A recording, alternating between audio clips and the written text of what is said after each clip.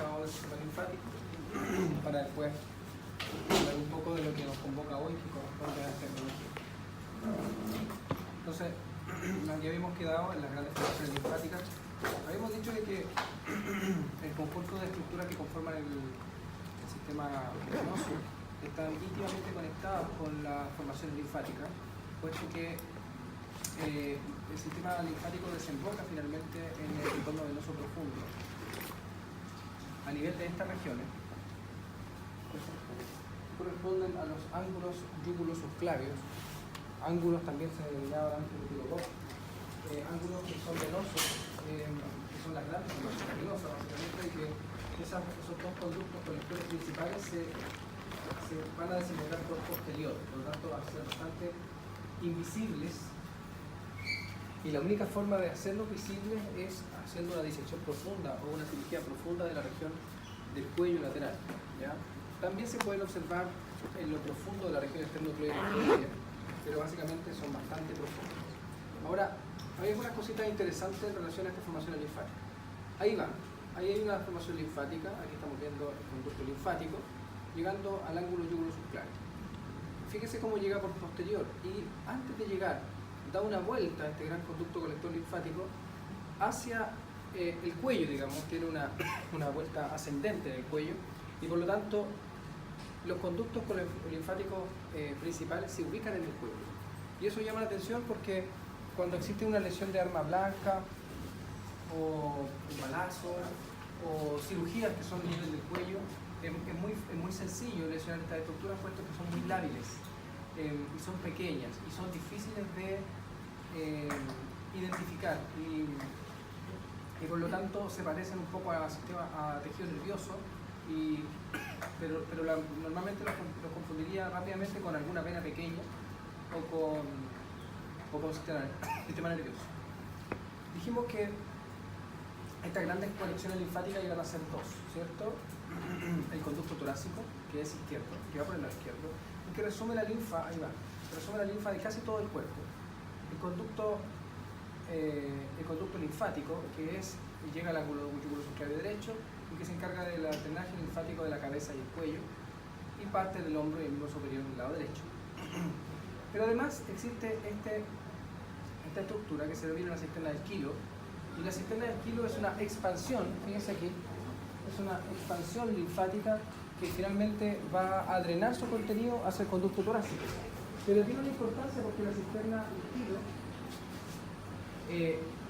transforma, o más bien trae las estructuras que provienen de las vísceras y específicamente del intestino, de tal forma de que la linfa que llega a la cisterna del quilo no es igual que el resto, no es como agua clara, sino más bien es una estructura grasosa, puesto que esta es la que trae las grasas emulsionadas del intestino. Esta es la que absorbe las grasas y finalmente las lleva a través del conducto linfático principal torácico hacia el ángulo yúgulo subclavio izquierdo. Por lo tanto, los vasos que van a llegar a esta región se denominan vasos quilíferos y los trae, los vasos quilíferos vienen, digamos, a nivel del mesenterio, que es una estructura que vamos a ver en un momento. Entonces, a nivel peritoneal, llevan estas estructuras, estos vasos quilíferos, grasas emulsionadas que se van a ir a drenar hacia la cisterna del quilo, y esta cisterna del quilo va a drenar su contenido hacia el conducto torácico para finalmente drenar al ángulo yúgulo subclavio del lado izquierdo, siempre por posterior y avanza por el cuello. Ahí estamos viendo que estas estructuras están pegadas a la columna vertebral. Por lo tanto, fíjense cómo van resumiendo el drenaje linfático a través de linfonodos que se van posicionando alrededor del conducto linfático principal, y esto es muy similar a la formación morfológica de lo que es la cadena simpática lateral vertebral, o sea que existe parte del sistema nervioso periférico que va a tener una conformación similar, pero a la vista, macroscópicamente, pero no tienen absolutamente nada que ver y se podrían confundir. Lo que pasa es que esta estructura, que es de tejido linfático, es mucho más posterior, va pegada absolutamente, íntimamente con la columna vertebral, y es una estructura que además está recubierta por fascia. Por lo tanto, es difícil, muy difícil de observar. Mire aquí, en una disección, ¿Qué es lo que podemos ver en esta disección? En lo profundo, mira, ahí están los músculos psoas, o sea, aquí estamos por posterior a la lámina parietal posterior del peritoneo. Se han sacado las vísceras, sacó todo, el peritoneo también se extrajo, y finalmente se puede ver la pared posterior del abdomen, y aquí, pegada a la columna, se puede ver esta estructura que corresponde al conducto torácico. ¿Ya? Ahí estamos viendo el conducto torácico. Fíjense ahí cómo se ve una pequeña estructura, miren, una pequeña estructura llegando al ángulo yúgulo subclavio izquierdo, la toman con una pinza, esa estructura es el conducto torácico. Del lado izquierdo. Entonces, estos grandes conductos colectores resumen la linfa y los vasos que son quilíferos o esquilo de todo el cuerpo. De tal forma de que esta estructura dijimos que se iban a organizar los linfonodos en relación a formaciones venosas, si nosotros lo llamamos de segundo orden, que son profundos. Los vamos a organizar en relación a articulaciones o a regiones, y cuando hablamos de linfonodos asociados a regiones, hablamos de linfonodos que son de tercer orden. Y los linfonodos que van a ser de primer orden significa que están asociados, no es que estén en la piel, también están en la piel, pero están asociados de primer orden a un contacto más bien directo con el medio externo. Por lo tanto, también están en la mucosa. Estos linfonodos dijimos que también iban a tener una constitución tal que algunos estaban encapsulados y otros no. Y los que están encapsulados son los linfonodos clásicos que usted ve. Dijimos también que los ganglios son el sistema nervioso periférico y no tienen nada que ver con el sistema linfático, y esto se denomina linfonodos. El tejido que se denomina linfoide no encapsulado o tejido linfoide difuso, dijimos que también se consideraban o eran llamados amígdalas, ¿cierto? Más bien tonsilas. Entonces hablamos de tonsila faríngea, tonsila palatina, tonsila lingual, y después cuando vamos viendo algunas estructuras en relación a las regiones que vamos pasando, vamos a ir viendo que las tonsilas se organizan en relación a la entrada de la cavidad nasal y la cavidad oral. De esta manera, si nosotros pensamos que el tejido linfoide encapsulado se organiza, por ejemplo, en la faringe, en la pared superior de la faringe, de tal forma que produce un abultamiento en la cara superior de la faringe que se denomina adenoide. Y el adenoide no es una estructura patológica, no es patológica, es anatómica. Normalmente un otorrino o alguien le puede decir, no, esta persona respira mal, es respirador bucal porque tiene adenoide. No, todo el mundo tiene adenoide. Si no tuviera adenoide sería humano. Lo que tiene un adenoide que está inflamado, como cuando existe una tonsila palatina inflamada y usted tiene amigdalitis. Todas las tonsilas se pueden inflamar o infartar, porque finalmente es tejido linfoide difuso que va a estar que le van a estar presentando antígenos directamente. ¿Sabe lo que es un antígeno? No creo. ¿Sí? ¿No? ¿Qué es un antígeno? Un cuerpo extraño, sí, una molécula extraña, que no sea del cuerpo. Finalmente, esa presentación de antígeno va a ser a nivel linfático, a nivel de linfonodos que son encapsulados y a nivel de linfonodos no encapsulados. La comida, todo lo que ingresa, todas las vías de ingreso van a estar asociadas a tejido linfoide no encapsulado. Entonces hablamos de ahí de tonsilas. Ahora, finalmente, usted entiende de que en la pared superior de la faringe existe una tonsila que es faringea, que a nivel lingual, en la base de la faringe, de la raíz de la lengua, existe una tonsila que es lingual. Las tonsilas palatinas están en relación a los pilares del velo palatino, y usted las conoce como amígdalas. Y este círculo, porque es un verdadero círculo de tejido linfoide no encapsulado, que está en relación a la entrada de aire o a la vía de acceso aéreo digestivo, que se le denomina círculo linfático de la faringe. ¿Ya? Círculo linfático de la faringe. El conjunto entonces de tonsilas se denomina círculo linfático de la faringe. Y así también existen linfonodos que están asociados a regiones. ¿Se acuerdan cómo se llamaban los linfonodos que están asociados a regiones? De tercer orden, eso lo acabo de decir. De tercer orden.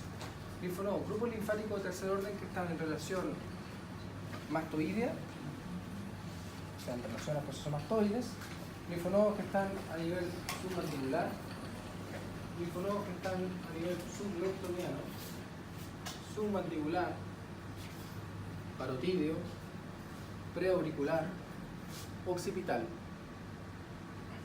Si usted le da la vuelta, es un collar de linfonodos asociado de tercer orden que se llama collar pericervical.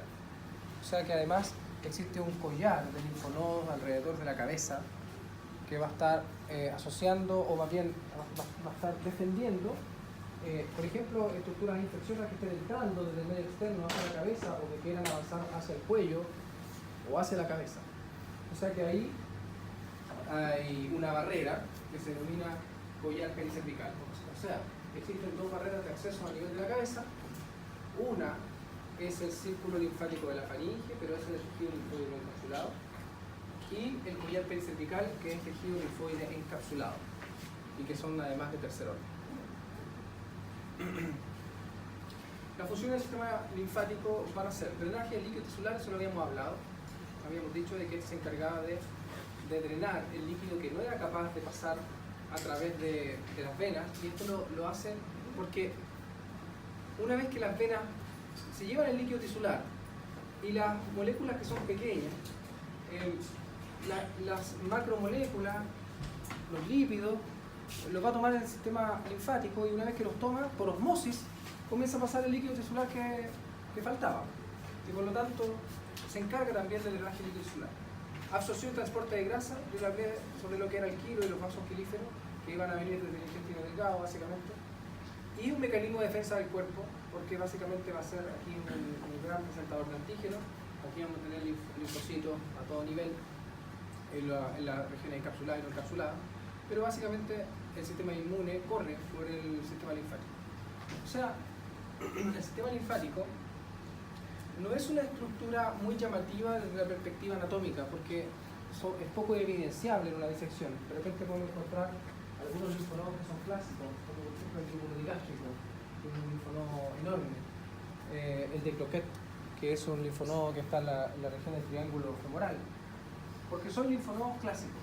La mayoría de los linfonodos no se pueden disecar, o los linfonodos de la axila, que son clásicos también, que se pueden ver. El resto no.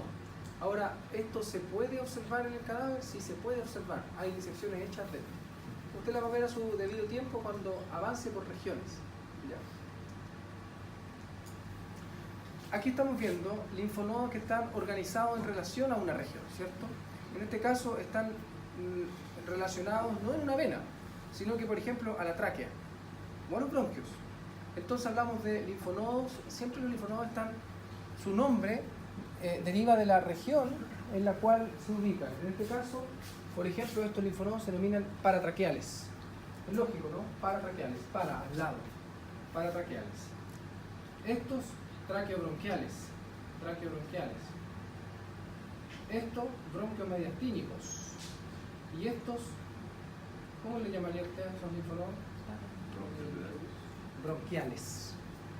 Linfonodos bronquiales. Estos grupos linfáticos son importantes de tercer orden porque tienen conexión con linfonodos que son más externos, como por ejemplo los linfonodos de la región de la mama o de la región pectoral. Por lo tanto, los linfonodos que están asociados a la cola de la mama tienen conexión directa, homolateral y contralateral, con linfonodos traqueobronquiales, por ejemplo, con estos. Por lo tanto, aquí viene una cosa importante. El sistema linfático, dijimos cuáles eran sus funciones. Lo que no dijimos es que este sistema linfático también es capaz de diseminar infecciones cuando el sistema inmune está deprimido. Porque como no lo puede bloquear, las infecciones pueden pasar a través del sistema linfático y avanzar de una región a otra. Pero más grave que eso es que pueden diseminar tumores o neoplasias. Y por lo tanto, si bien es cierto, los linfonodos intentan bloquear a estas células que son cancerígenas, como son del cuerpo, entonces cuando se han presentado como antígenos, trozos de estas pequeñas células, las reconoce como tales, normal, y entonces comienza una diseminación vía linfática de un cáncer. Que eso es muy complejo porque hablamos de que cuando los linfonodos están asociados a un cáncer, inmediatamente habla de malignidad. Es decir, que si nosotros vamos a hacer una extirpación de una mama, porque existe un cáncer de mama, entonces extirpan la mama completa, pero además tienen que extirpar un tejido de seguridad que se llama, y el tejido de seguridad son todos los linfonodos asociados cercanos, estén o no estén infectados. Y después de que hacen esa cirugía lo controlan los 6 meses e igual tiene un pequeño tumor creciendo en la región del brazo y en la región pulmonar, porque estaba conectado con los tráqueos bronquiales y los linfonodos no fueron capaces de bloquear y entonces comienza una metástasis a nivel del pulmón. Por lo tanto, la diseminación linfática es tremenda de tremenda importancia, pero también los cánceres pueden ser diseminados vía hemática, a través de las venas. Por lo tanto, porque está conectado. Imagina un cáncer que comienza a ser limitado a nivel de linfonodos locales, pero no pueden limitarlo, y comienza a invadir linfonodos que son más lejanos, ya no son locales en la región. Y se va a hacer un tumor en otra región, vía linfática. Si esas células llegan al sistema venoso, imaginemos que se diseminan por el ángulo yugulo-subclavio, por el conducto linfático, porque el cáncer era la mama derecha, entonces esa persona va a tener metástasis múltiples por todos lados, porque la vía hemática o hematógena es mucho más agresiva que la vía de linfonodo asociado. Con esto les quiero decir de que el avance de una metástasis y la gravedad de una metástasis está asociado a los linfonodos si están comprometidos o no. ¿Ya? Después usted va a conocer esas clasificaciones, pero lo importante es que sepa detectar de que los linfonodos son importantes, que si usted ve en una cirugía que están todos infartados alrededor, es porque está cursando con al menos algún tipo de infección o algún otro proceso. Los linfonodos infartados son palpables, se pueden disecar, son visibles, cambian de color, son más oscuros. Por lo tanto, usted puede observar fácilmente un linfonodo infartado de uno que no lo está. Y aquí tenemos linfonodos que son, por ejemplo, de segundo orden. Aquí van en relación a la yugular interna. Son linfonodos asociados de las capas profundas de la región del triángulo cervical lateral. Son linfonodos yugulares. Y los linfonodos yugulares son una cadena que está asociada a la vena yugular interna alrededor y van también transitando en la fascia. Existen en el cuello múltiples linfonodos asociados a distintas estructuras, pero aquí tenemos uno de segundo orden. El vaso. ¿Qué vamos a decir del vaso? El vaso tiene mucha importancia anatómica, ¿lo saben? La importancia anatómica es de posición, de complejidad en relación a su distribución. No es tanto, porque el vaso básicamente es una estructura que se ubica en la región supramesocólica y en la región izquierda, del epigastro izquierdo. Y aquí tenemos en el fondo del vaso, al fondo de la región de la cavidad, nosotros podemos encontrar que esta estructura es retroperitonizada, o sea que se ubica en el fondo de la cavidad abdominal. Su importancia radica tal vez anatómicamente en los vasos que llegan a él. Es una estructura que además es bastante variable en tamaño, en forma.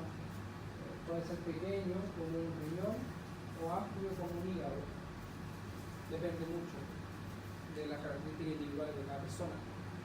Y básicamente es un gran linfonodo. Es un gran linfonodo. En algún momento en la niñez se ocupa de la producción de la línea hemática, de la hematopoyese. En el adulto es capaz de mantener grandes flujos de sangre cuando está faltando oxígeno, o es capaz de contraerse y liberar sangre hacia el torrente, que es ese dolor cuando usted está corriendo, por ejemplo, demasiado y comienza a doler un poquito el hipocondrio izquierdo, como que falta aire, pero en realidad no es aire, no es del tórax, es de la región abdominal, y usted dice, me duele algo, pero no sé qué, es el vaso que está contrayendo. ¿Ya? ¿Para qué? Para poder liberar un poco más de sangre al torrente para aumentar su volumen. ¿Ese dolor cómo se pasa? ¿Ese dolor cómo se pasa? Solo se pasa a los 5 minutos cuando deja de contraerse el vaso. No hay algo que hacer, digamos. Debe dejar de trotar, no debe dejar de correr. El vaso contraerse, ¿qué liberaría a Sangre. través del Sangre. Sangre. Porque ahí se está constituyendo la sangre. Porque ahí se está formando, entre otras cosas, toda la línea de eritrocitos que está envejecida se va al vaso. Y se constituye como se sacan los subproductos de esa línea envejecida y se constituye una nueva línea de eritrocitos. Y comienza a enviarse al torrente sanguíneo. De a poco, pero si usted lo necesita, se va un gran contingente de sangre. Por eso que se puede prescindir de él. Por eso que algunas veces se rompe el vaso, un accidente automovilístico o algo por el estilo, y lo extirpan. ¿Ya? Es como extirpar un gran linfonodo. ¿Ya?